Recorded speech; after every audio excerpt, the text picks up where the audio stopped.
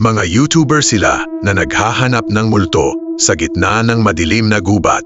Habang abala sa pagkuha ng kanilang footage, hindi nila inaasahan ang kanilang makikita. Sa di kalayuan, may isang nilalang na parabang tumatayo lamang at nagmamasid sa kanila. Sa kabila ng matinding takot, nagpasya ang isa nilang kasama na lapitan ang misteryosong nilalang upang makita kung ano talaga ito. Habang papalapit siya, tahimik lamang itong nakatayo sa dilim. Ngunit pagdating niya sa malapit, bigla itong naglabas ng nakakatindig balahibong tunog.